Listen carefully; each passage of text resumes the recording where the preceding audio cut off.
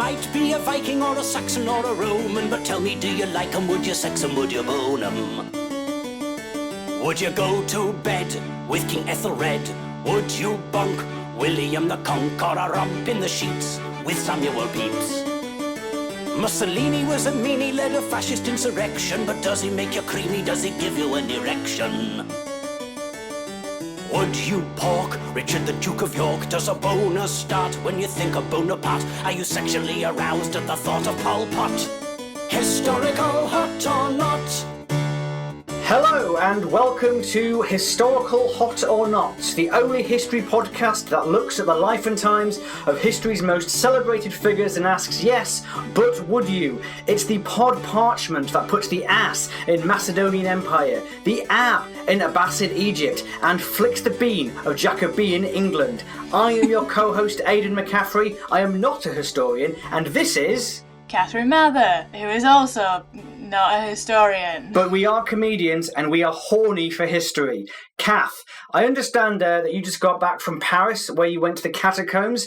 Did you see any hot skeletons? So many. There are 6 million skeletons in that catacombs, and I would fuck every single one of them.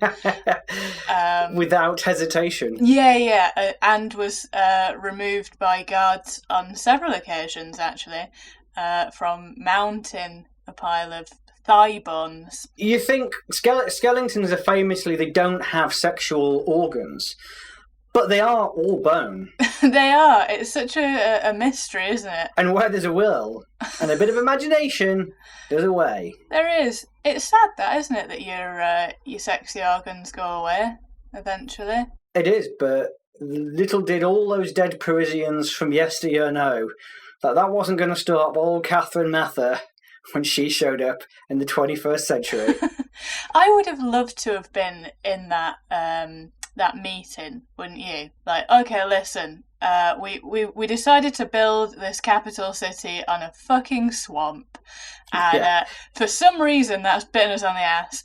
We decided to build a whole bunch of just quarries underneath this swampy town, and not prop them up in any kind of way. So all the houses are falling down, all the dead people are just everywhere. It's a mess. So, and I know this is going to sound weird, but hear me out. What if we made the dead people decorations? Yes! I don't think this is a stupid idea. I literally, every time I go to Paris, I get annoyed. Because we're always on a timetable, and somehow we always end up with not enough time to go to the catacombs. And it's like the only thing I want to do, because it's full of dead people. It gets quite samey after a while, though. If there's one thing skeletons are not famous for, it's distinction. No. They are, they are the one equaliser, I guess. Medical people would disagree with that, because when they dig up bones of skeletons, they're always like, this was a woman one, this was a man one, this was a child one. Although, I dare say that even without medical training, I might be able to pick out the children ones. People were a lot smaller back then, though, so I reckon you'd be surprised, actually. Are you into short people, Kath? No, I like height. I'm into tall people, unfortunately. How about you?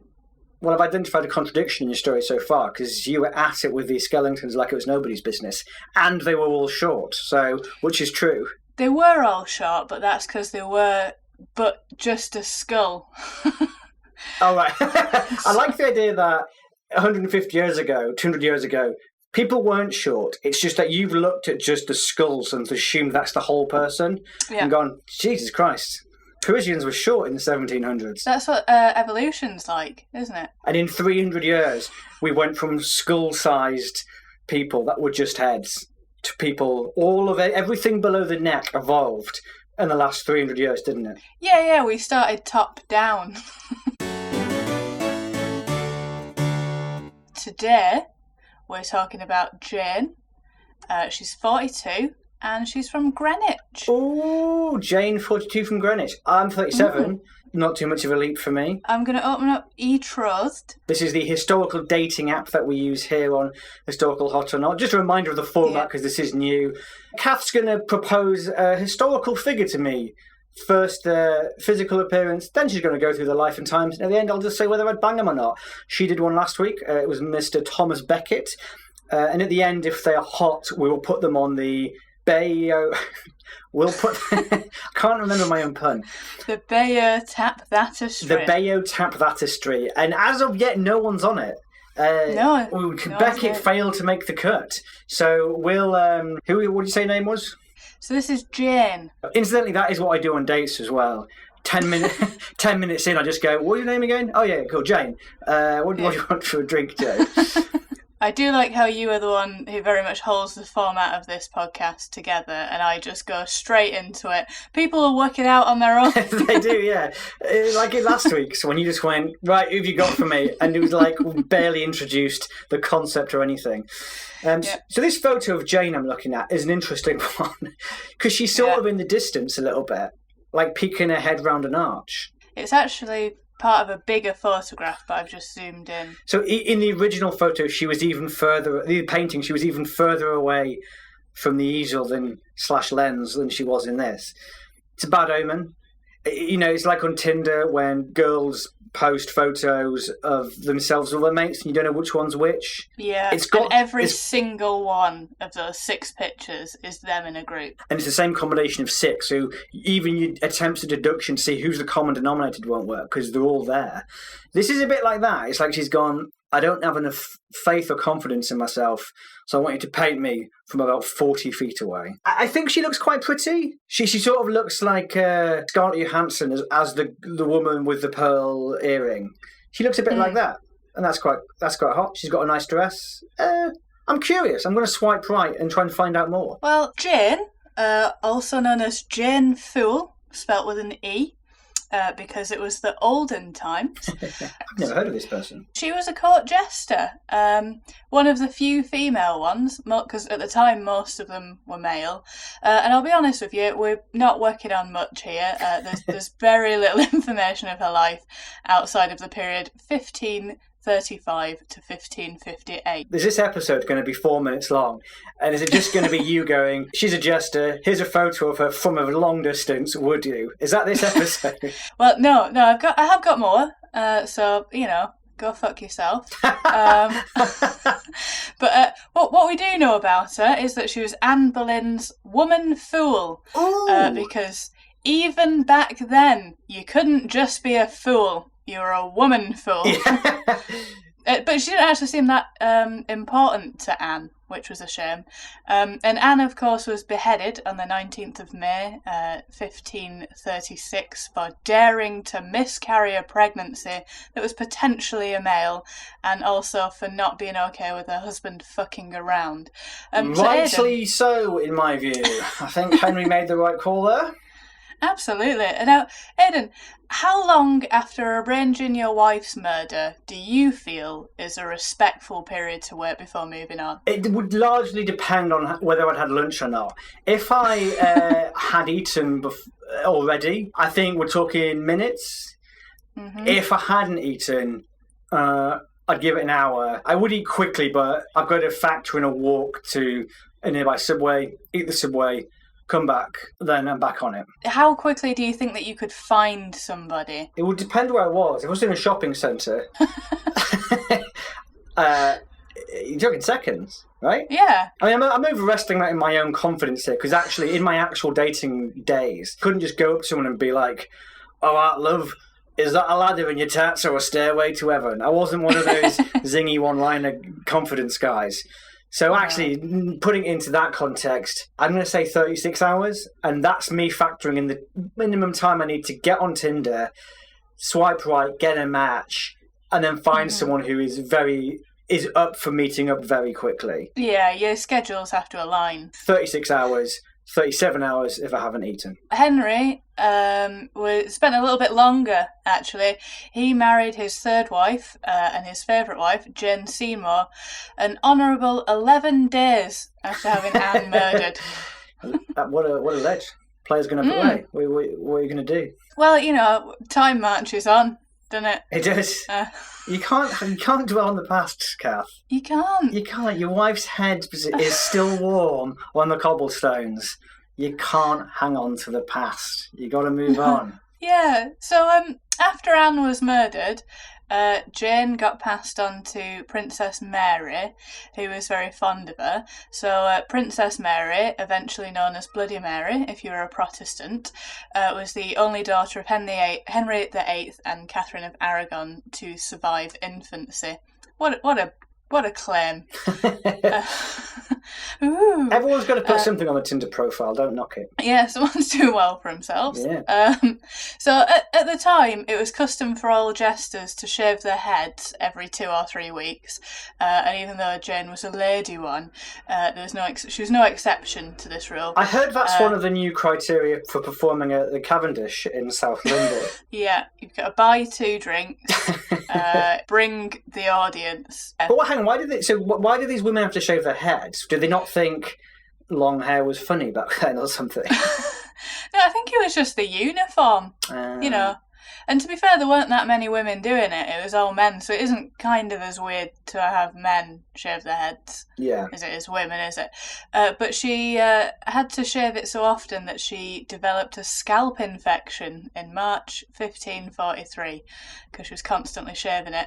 And even that didn't exempt her from the shaving. Just shave around the scabs. Yeah. If you keep running a blade over an open wound, it may not heal. Again, not a medical expert. Pretty sure that's how cuts work. That aside, Princess Mary did give her nice clothes. She gave her shoes.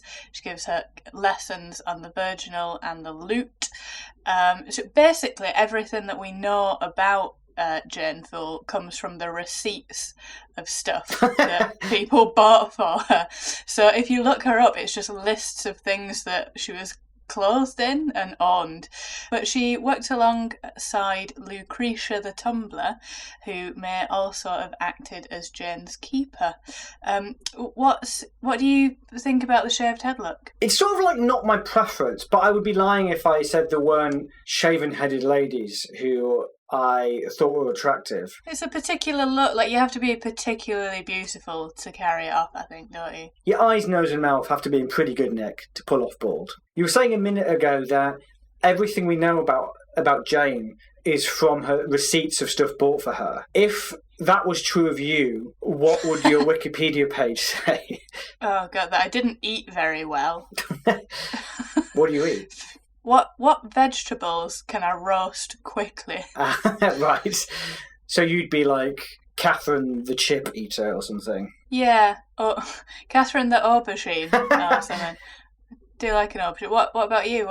What does your receiptery tell the world about you? Bought for me. The last thing that was bought for me was a framed photo of my cat drawn in Georgian attire. Of course it was. Yeah, sure.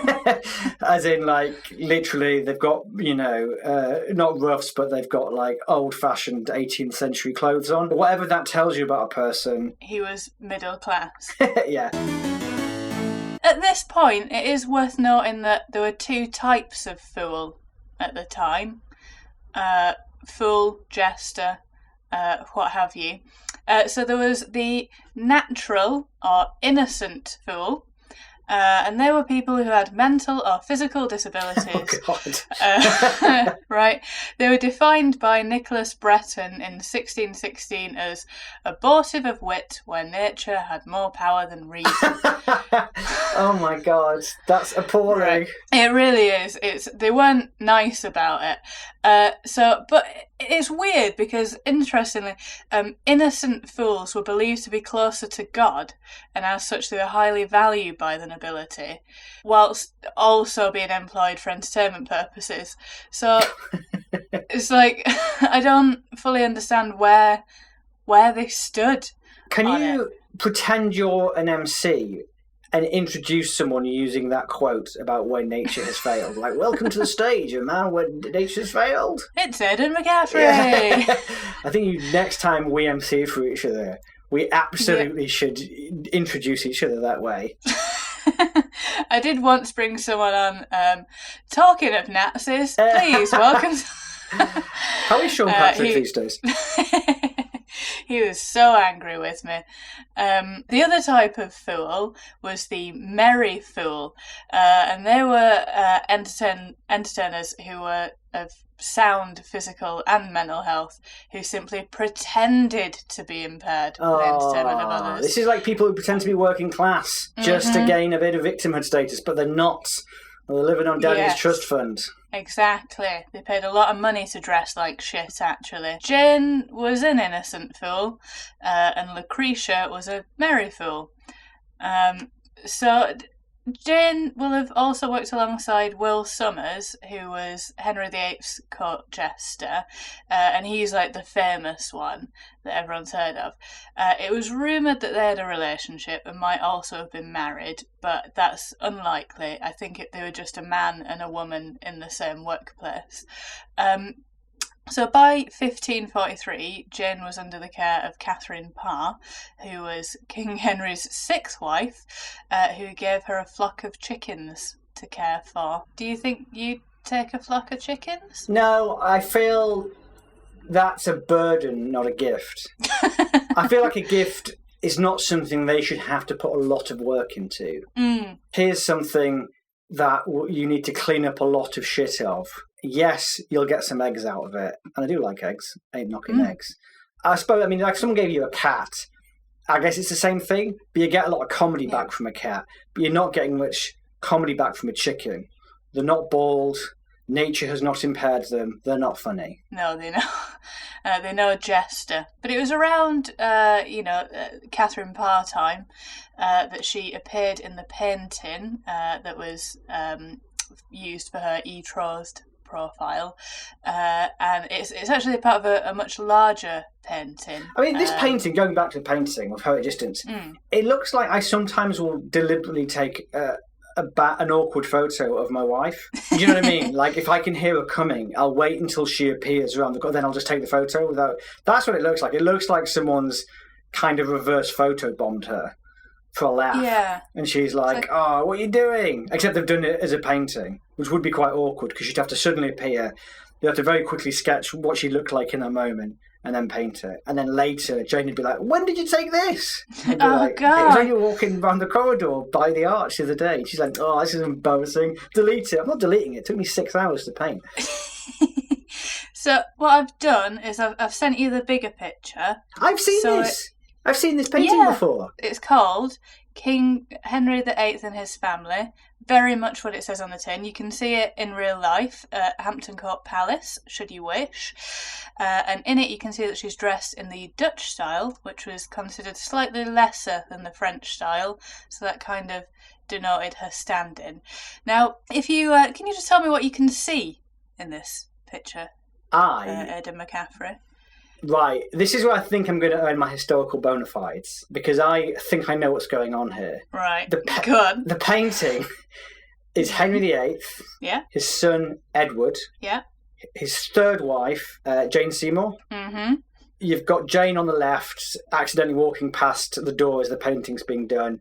There's a guy on the right, on the opposite arch, who's walking past. Again, he's not even looking. He's not even aware. He hasn't even looked in and gone, oh shit, the painting. He's just walking straight past. And he has something on his shoulder that looks like a monkey with a red coat on, or the daughter, the little red-coated person in that Nicholas Roeg film with Julia Christie. Schindler's List. No. That would be quite funny if it was just black and white outside, except for this one girl in the red coat. No, I've forgotten the name of She's everywhere. Don't Look Now. There's like a little character running around in a red coat that they think is their dead daughter, their dead child, but it's not. It's just like a little monster person. I've got the three middle people right. On either side of the three central royal figures, there is two women. Is one of them Catherine Parr? No. Fuck. No. Is one of them Catherine of Aragon, and is one of them Anne Boleyn? No, they're his kids. Oh, in that case, sorry, it's Mary and Elizabeth. Yeah. Right. And then the guy with the monkey on his shoulder, that's Will Somers. I'm right in thinking this was painted way after the Jane Seymour who's out of the picture, right? Yeah, so at this point, she's been dead for 10 years, and he's married to Catherine Parr. And she doesn't get to be in the picture of Henry with his family. What an absolute burn! Right? Yeah. What a kick in the minge. Absolute punch in the tits, that one. So Henry, when do you want me to come for the sit-in? Oh, honestly, it's fine. Go look after the chickens. We'll just work from one of the old paintings we've got of here. Don't worry about it. Have the afternoon off, love. But isn't Jane looking after her chickens? No, she's going to be in the picture. Yeah, who else is going to be in? Will. Will and his monkey are in the picture, and I'm not in the picture. What the fuck? Will's not even going to know he's in the picture. That's the absolute sting. There's going to be a woman in the background who's surprised to be in the picture, who's in bloody, of all things, Dutch clothes. What the fuck? Right. The fact that she was in this picture just shows quite how high her ranking was at this point within the royal family, because they wouldn't have had her there if she was not, a somebody. Being close to the king, I think in any role, is quite prestigious. Like, apparently the person that used to help the king in the toilet is one of the most revered jobs in the land, because you're sort of that close to them. They trust you to be in there with them, and you can give them advice and they listen to you, have a little chin wag while they're doing a number two. A woman of high standing, and a funny woman to boot. Yeah. So I've got two questions. Yeah. The first one, if you were the king, would you have somebody to hang around the toilet with you, or would you find that distracting? I would, if I was a absolute monarch, I would be benign, because I'm a legend. Yeah, like that tumour you've got. Like that tumour I've got.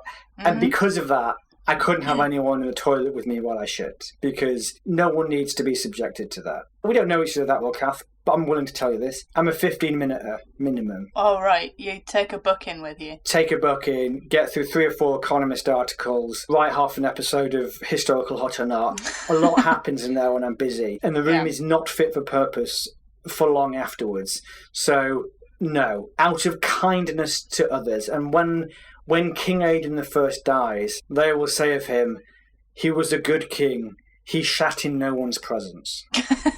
That's all you can ask for. Exactly. What about you? Oh, absolutely not. That's just for me. Just as your personal time. Henry's got 3 kids, as you can see here in this painting. As far as I know from parents, having a long poo is the most personal time you get. So the last thing you want in there is your chief advisor. You don't want Alistair Campbell in there going, so we've got some tax problems. You're like, can I just have a sweet 15 minutes, please? For God's sake, Alistair. You don't want to have to make small talk, no. do you, whilst you're straining? The second question that I wanted to ask you is, what do you think about dating a more powerful woman than yourself? Who says I'm not? Well, yes, you're... I actually suspect I would get a kick out of it. Have you seen the show Borgen? No. It's an excellent political drama with a super hot Danish PM, and she's really attractive. And I think I'm actually weird. I might even be into power. Do you know what I mean? Because the idea of her is like, she's attractive. I mean, she's physically attractive. What I'm saying is, I'd like to be the junior partner in a coalition with her, a sex coalition. So from this, we've learnt that Aidan's a sub. A sub who will not shit in front of anyone. So Henry died? What? No! Oh, bloody hell. Spoiler alert. Yeah. Ugh, I know. We'll have to put one of them at the top of the episode. He died in 1547 at the ripe old age of 55, covered in painful pustule boils. Yep. Possibly suffering from gout and scurvy. And looking largely like a beached whale. Yeah, he got growth hormone deficiency, potential McLeod syndrome, which led to his behavioural changes and slightly off decision-making abilities. So his son Edward VI took the throne briefly, before dying of a lung infection, aged 15, on the 6th of July, 1553. And then Mary became queen, didn't she? Well, so Edward... there was like an interwoman. There was like a brief interwoman one, wasn't there? Yeah. So Edward didn't want Mary. He didn't want his sister to be, because I think there'd been a bit of bad blood there. And he chose his 16-year-old, I think, cousin, Lady Jane Grey, to be his successor, and she was for 9 days before Bloody Mary rode into London, had her executed, and became queen in August 1553. Oof. Can you imagine that? Yay, I'm the queen! Oh, God, no! Charles had better watch his back with William. At 16 as well. Your whole life ahead of you. A whole life of shitting in front of advisors taken away from you. Poor bugger. Jane, she remained Mary's court jester. I don't know if she rode in on a horse to take London as well. Maybe she's just kept the troops happy with a few knock-knock jokes. I don't know. She was really close to Bloody Mary. She'd go riding with her and gambling with her, which I think is kind of sweet, isn't it? You know, they were friends. Yeah. Are you a gambler? Dare I say in next week's episode of Historical Hot or Not, this is a subject that may be touched upon. Problem gambling. Little teaser for you there, Kath. I just do it on stuff like elections and that, which I like, but I'm afraid that I would like it too much. So, again, I just do it on special occasions. Special occasions like elections. Yeah, you know how it is. That's less betting than even I do. That's like once every 4 years. You see, I don't like betting on elections because if I wanted to be a realist and actually try and make some cash, then I'd vote on the right-wing candidate. But then I would worry that would corrupt who I want to win. Like, I want the left-wing candidate to win. But if I've got 50 quid riding on it, maybe a second term for Boris wouldn't be so bad. Jane was included in the St. Valentine's Day lottery every year until 1558. So what they did, they had... Which would you rather go to? The St. Valentine's Day lottery or the St. Valentine's Day massacre? Massacre every single day. You'd rather be mowed to death with bullets than do a scratch card. Yeah, absolutely. How about you? Same. Yeah. Men would draw the name of a lady who'd be their dancing partner, and then the women would have to buy their dancing partner a gift. But the Queen would do this on behalf of Jane, so she didn't have to go out to the shops or anything. I'll sub you, Jane. Don't worry about it. Yeah, it's fine. I've got this. She was entirely supported by the Queen. She had an illness, and then she had an infection in one of her eyes in 1555, and the Queen paid for a doctor and round-the-clock care for her. Hey, a job that includes private medical. Who could say no to that? Well, exactly. So, as we all know, Mary I died. What? No! I can't believe the ending of this story set in the 16th century is everybody dies. This is like Reservoir Dogs all over again. It is. So she died on the 17th of November, 1558, of the grand old age of 42. She died during a flu pandemic, although it was likely uterine cancer that she died of. So her husband, Philip of Spain, they were not particularly close. It was not a good marriage. Hang on, wait, I'm sorry, I think I've lost track. Who died? Queen Mary died. She was married to Philip of Spain. They didn't like each other at any point, I don't think. And upon hearing of her death, Philip of Spain said, "I felt a reasonable regret for her death." Oh my God. How much would you miss me if I died? It would be a reasonable amount. But actually, you could interpret that as meaning a lot. Yeah. Because like the reasonable amount for a husband to grieve would be loads. So he's actually picked his words carefully like a lawyer there. She can't be mad.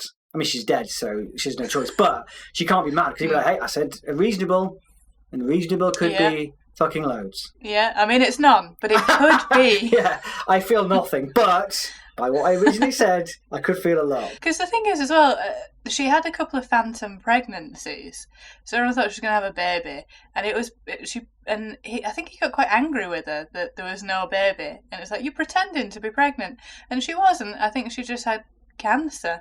Healthcare was not quite the same.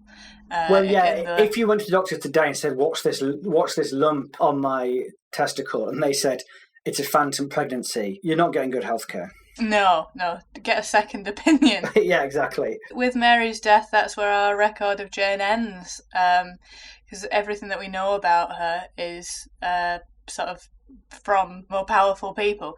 So it's unclear whether she was kept on at court by Elizabeth I or whether she died. I mean, I assume that she did at some point. Despite being held in such high esteem at court, there's no record of a death, no record of a date of birth, no record of her surname. Whoa. Even. Unless he just was called Jane Foole. And it was is it nominative determinism? Yeah. Like that joke in Friends where the stripper's called Crystal Chandelier. And Joey says, well, of course, if that's your name, of course you're going to become a stripper. Maybe it was like that. Well, my name's Jane Foole, so guess I'm going to be a jester. So what else you gonna do? Did she appear in the background of any more paintings? Because I like the idea of her as like a historical Where's Wally, like a Where's Jane. And there's just various photos from the 16th century of different people. And she's like, oh, there she is in the background, looking surprised. Oh, there she is this time. She's got the red monkey on her back. Oh my god. And I like the idea that the other guy, Will Summers, he's like the wizard in Where's Wally. Like, he's always there as well. So once you've gone through all the paintings and you found all the Janes, you can go, now I've got to find all the Wills. Now I've got to find all the red monkeys. Yeah. No, she's not in any of the ones, I don't think. Yeah, which is a shame. That could have been a good bit of merch that we could get produced for the show. Where's Jane? Yeah, Where's Jane? Historical hot or not? My source for this was TudorDynasty.com. Nice. Hit them up, have a little look. But I guess the big question now is, now that you know all about her, everything that there is to know about her, which is very little. What a legacy. Would you tap that? And is she going on the Bayeux Tapestry? Kath, it gives me great pleasure to say that the first person who is going on the Bayeux Tapestry is Jane Foole. Really? Yeah, funny. I like that. I like a funny woman. Mm-hmm. Not got a great look at her, but from a distance, I think she looks all right. Yeah. She's going to be well kept. You know, she mixes in good circles. Like, she's posh, but not too posh. Like, if she was too posh, she would be born into, like, the landed gentry or something. But actually, that's not the case. She's just sort of in service. I have been on dates with civil servants who have effectively worked for Tory governments. But, you know, you can't blame them for that. That's just the way democracy works. And in a way, she's like that. So, yes, I am Jane Foole. If you're listening out there in your grave, I would bang you. Ah, what a beautiful sentiment. Yeah. Well, now that I've said that, it makes me feel like this whole podcast is a terrible idea. Having just reduced the noble life works of a woman to, well, I stick it in there. And and you would. I would. And we knew what we were getting ourselves in for with this podcast, and we knew this day would come. So it has arrived. And so have I. So I guess one of us is going to have to start sewing. It's not sewing, is it? What's it called? Oh, yeah. Yeah, because it's a tapestry. I think it's like cloth, isn't it? Embroider. Didn't you say to me the other day, because we're getting a guy to make some artwork for the podcast, which by the time you download this, you should have already seen. But didn't you suggest we should get him to draw the tapestry? Yeah. Although I heard it's quite long. Well, that's why I don't think I said it when you said it. I thought, that's quite a lot to ask him. I've just said to him, can you draw a skeleton with a rose in his mouth? But you're like, draw hundreds of historical figures that we've deemed bang-worthy is a greater thing.